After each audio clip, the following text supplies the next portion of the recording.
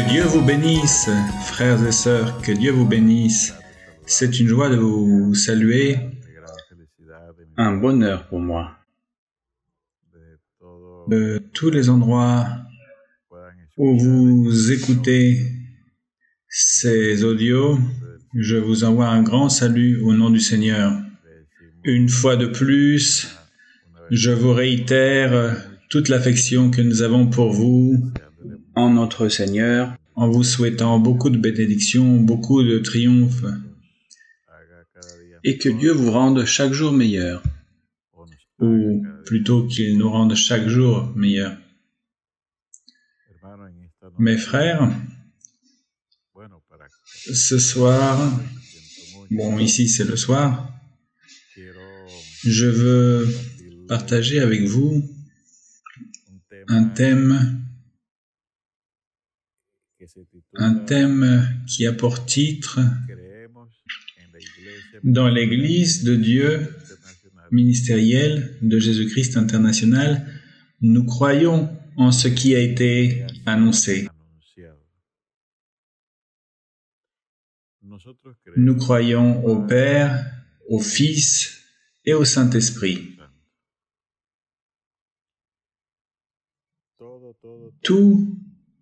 Tout a été annoncé, son Église, les bénédictions de l'Esprit Saint,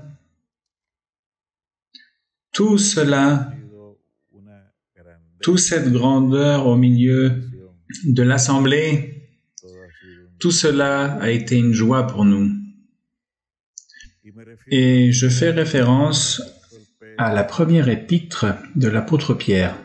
Dans le premier chapitre, verset 10, « Les prophètes qui ont prophétisé touchant la grâce qui vous était réservée, ont fait de ce salut l'objet de leur recherche et de leur investigation, voulant sonder l'époque et les circonstances marquées par l'Esprit de Christ qui était en eux et qui attestait d'avance les souffrances de Christ et la gloire dont elles seraient suivies. »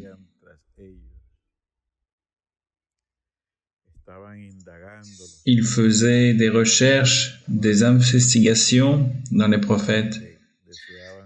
Il voulait savoir à quel moment allaient se manifester toutes ces grandeurs que nous voyons aujourd'hui et dont nous jouissons. Ils cherchaient, ils analysaient, ils sondaient les saintes Écritures. Quelle personne, à quel moment, en quel temps pourrait voir cette grandeur? Et il utilise le mot « et qui attestait d'avance les souffrances de Christ ». Et l'apôtre souligne qu'un des prophètes parlait beaucoup de cela. C'est le prophète Ésaïe qui parle beaucoup des souffrances de Christ, qui, au temps où notre Seigneur Jésus-Christ fut crucifié, tout cela avait déjà été annoncé. Ils ont même essayé de briser ses jambes, mais il était déjà mort, comme il avait été écrit. Son nom était écrit. Dieu entre nous. Voici, la jeune fille deviendra enceinte, et elle enfantera un fils, et elle lui donnera le nom d'Emmanuel. Voici, tout était déjà annoncé. Le Seigneur Jésus-Christ dit que Moïse parla de moi. Tout était déjà annoncé.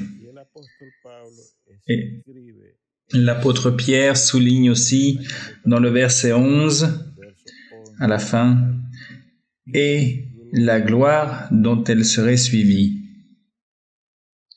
Nous comprenons aussi quelles sont ces gloires, ces miracles, ces guérisons, les libérations, la paix, un changement dans la vie de l'homme, une vie sainte.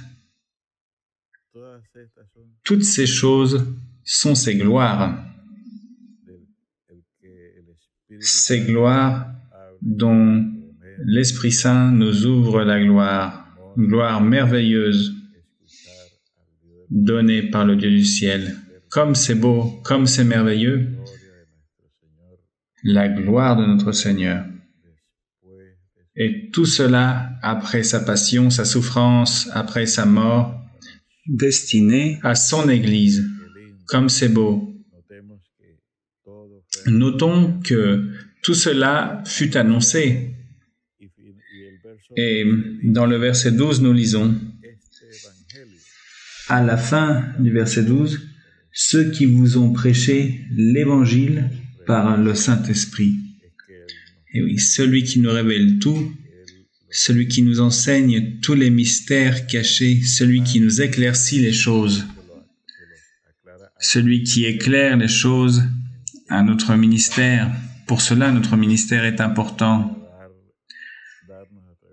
pour que nous recevions à travers notre ministère tous ces enseignements qui feront que nous tomberons plus amoureux de notre Dieu. Parce que ces enseignements sont prêchés par l'Esprit Saint. Et ceci aussi a été annoncé par Dieu.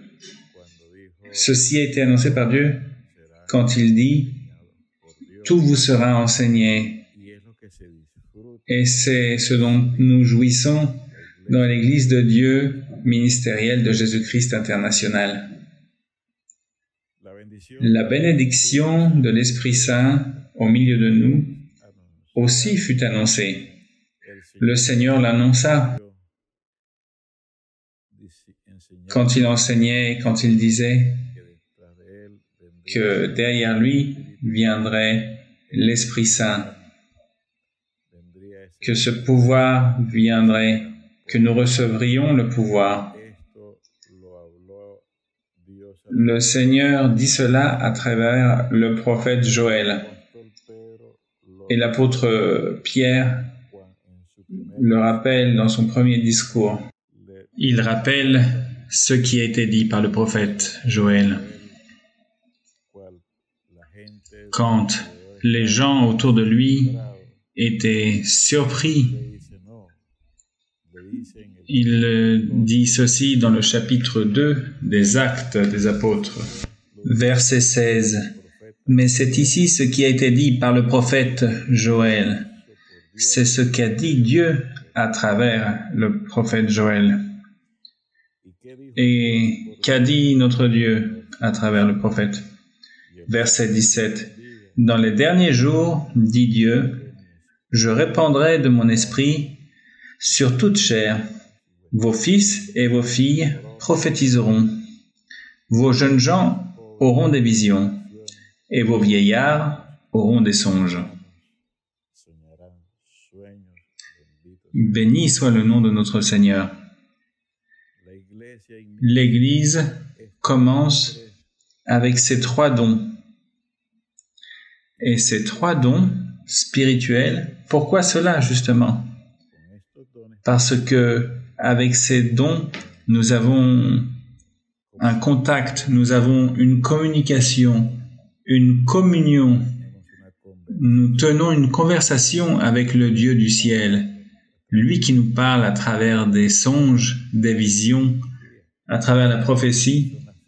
Voici les gloires qui viennent après le Seigneur Jésus-Christ.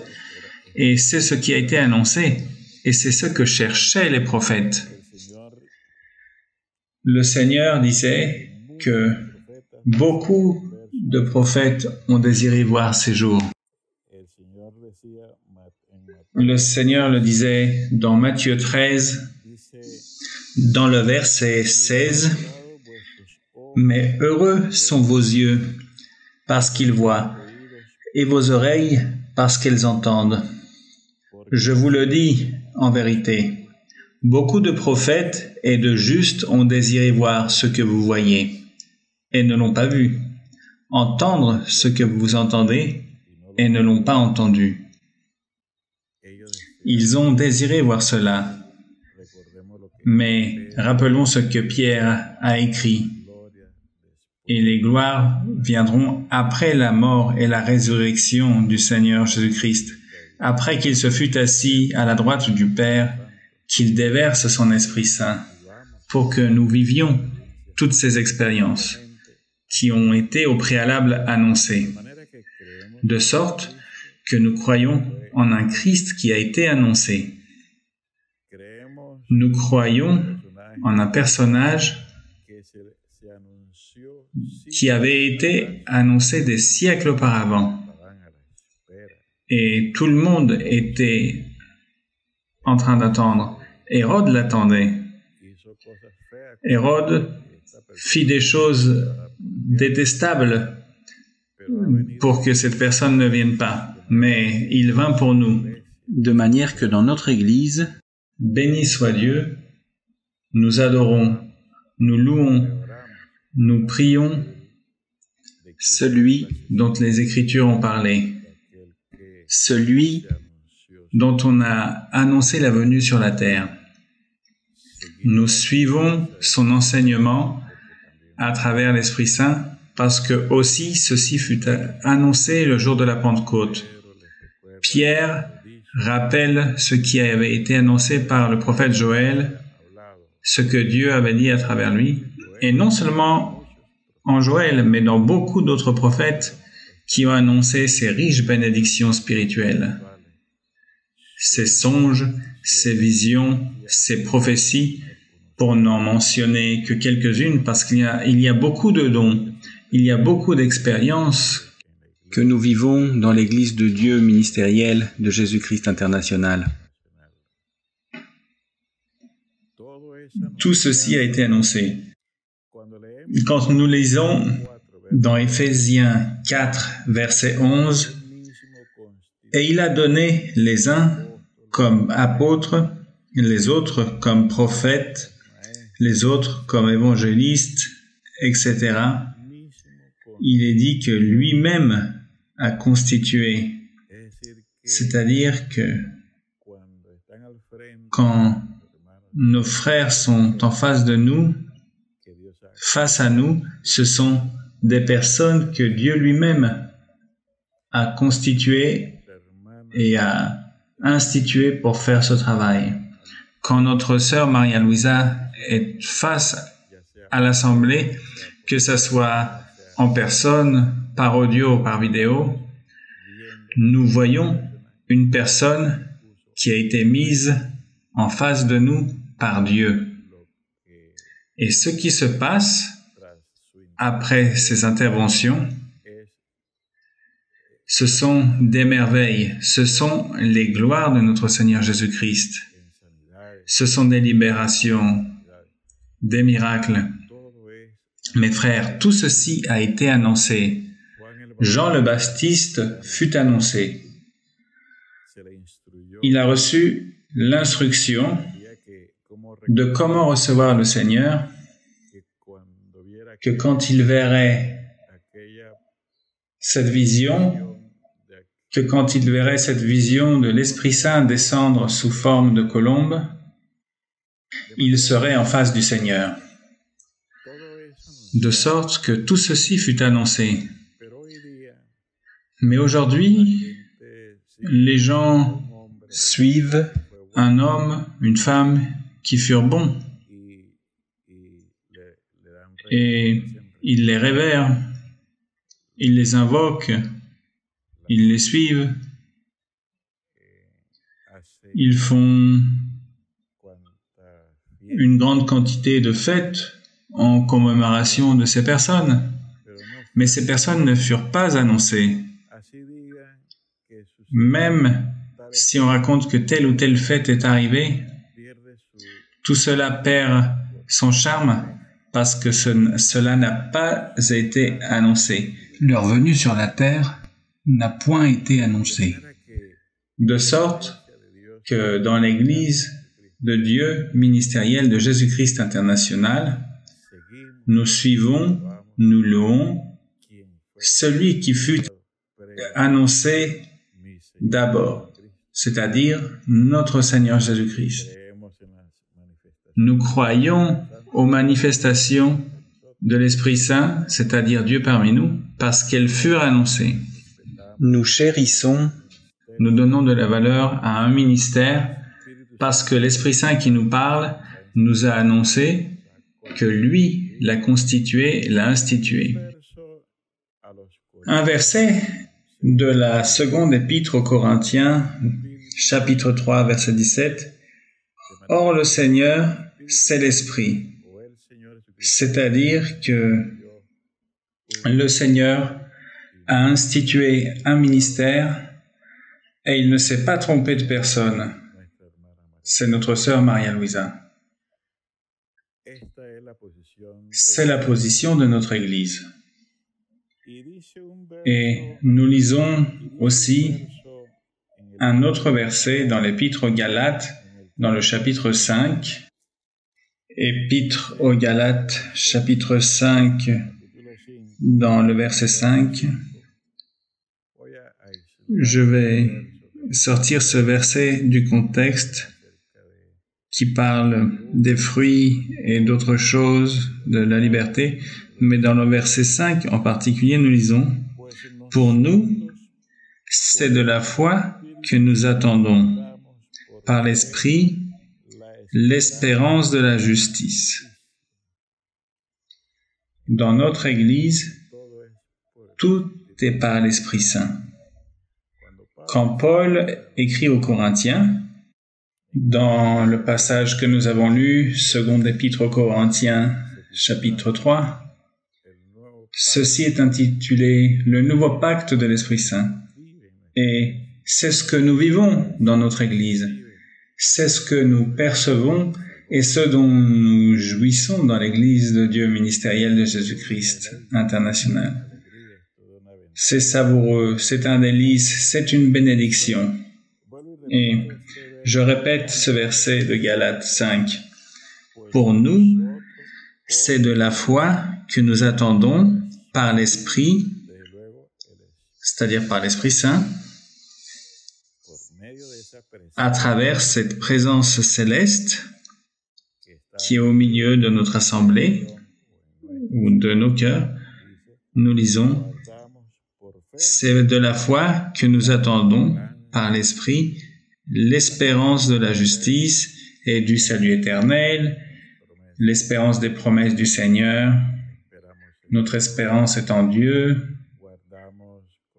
Nous attendons calmement, avec beaucoup de patience, sa miséricorde, ses bénédictions.